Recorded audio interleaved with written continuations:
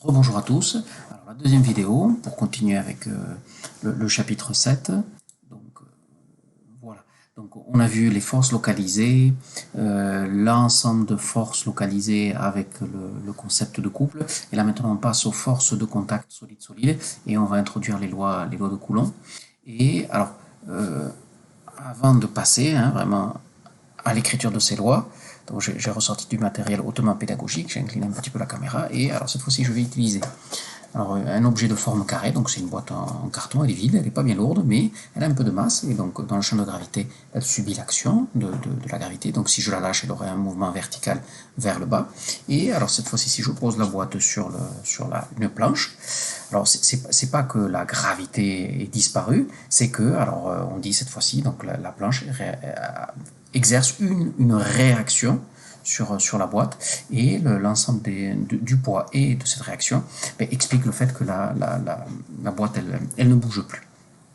Alors, si je passe en grand, voilà, donc notre boîte, donc dans le champ de la gravité, elle ressent l'action de la gravité, donc elle subit ce qu'on appelle être le poids vertical vers le bas, et si je pose la boîte sur une table, un support horizontal, donc le support exerce une réaction, et donc cette réaction a tendance à s'opposer à la gravité, donc ça va être une force verticale dirigée vers le haut, et alors on la positionne alors, au milieu de la surface de contact, alors telle qu'elle.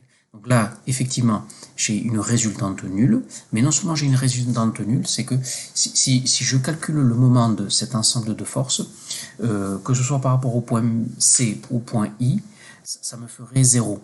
Donc dans ce cas-là, j'ai pas de résultante pour l'ensemble de ces deux forces, mais non plus j'ai pas de mouvement. Donc parfaitement, j'arrive à expliquer qu'il n'y ait pas de mouvement.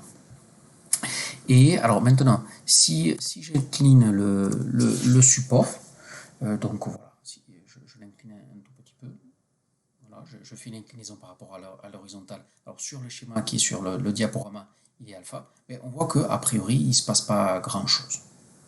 Hein. Alors, les forces, elles sont toujours là. Il n'y a pas de mouvement. Donc on soit en phase de non-mouvement, mais pour anticiper un peu, cette phase, on va l'appeler de non-glissement. Et alors mes deux forces, je les représente toujours pareil. Donc le poids, alors en rouge, vertical dirigé vers le bas, et la réaction du support, verticale et dirigée vers le haut, et au milieu de la surface de contact qu'il y a entre la boîte et le support. Alors là, les choses vont peut-être changer un tout petit peu, peut-être, parce que là, je vois que les forces, alors elles sont parallèles, mais elles ne sont pas alignées l'une avec l'autre, elles sont légèrement décalées. Ça peut changer un peu tout, parce que, regardez, bon, je tire comme ça, c'est pas grand-chose, mais si je fais ça, mais là, on va revenir au mouvement qu'avait le disque de tout à l'heure. Alors, dans cette configuration-là, il se pourrait qu'on puisse faire un peu de rotation, donc les choses risquent de changer un petit peu. Donc, alors, pour commencer à rentrer dans le détail des équations, donc on va mettre un repère dans ce schéma-là.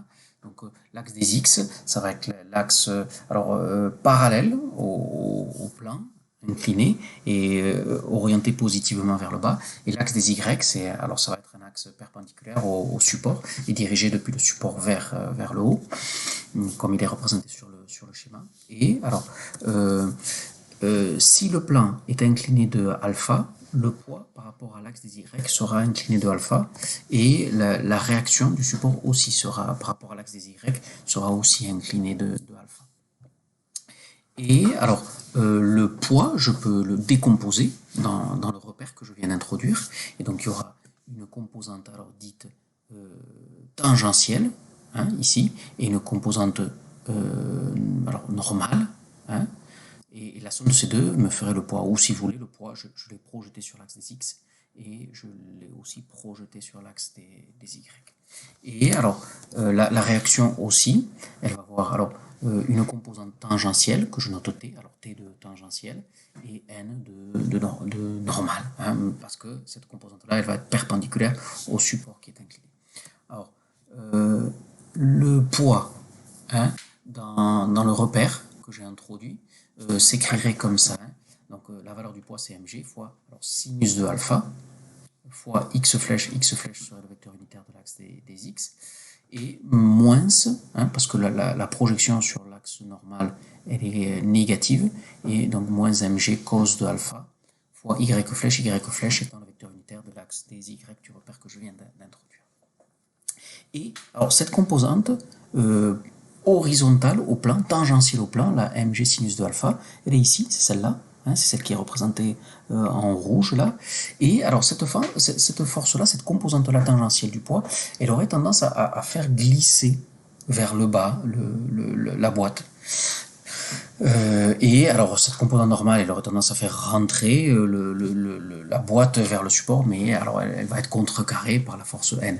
Et cette force là du poids qui est parallèle au support et qui serait la composante qui m'explique le glissement, et bien elle va être retenue par la force T. Alors donc la réaction, donc on la décompose en composante normale et composante tangentielle. La composante normale, je l'écris n fois y flèche, et la composante tangentielle, alors vu comment elle s'est faite sa projection, elle est négative. Donc je la marque moins ici, T étant la valeur de la force tangentielle, hein, de la réaction du support, et donc fois x flèche, donc c'est le vecteur unitaire de l'axe des x. Et cette force T, eh bien, elle s'oppose au glissement. Et c'est elle qui m'explique qu'elle retient. C'est un peu la tension, hein, qui fait que la boîte, elle glisse pas. Donc du coup, comme c'est elle qui m'explique que le solide ne va pas glisser sur le plan, on l'appelle force de frottement de glissement.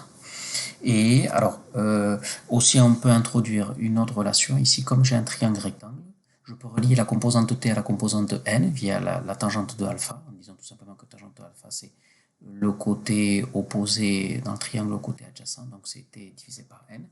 Et alors, étant donné que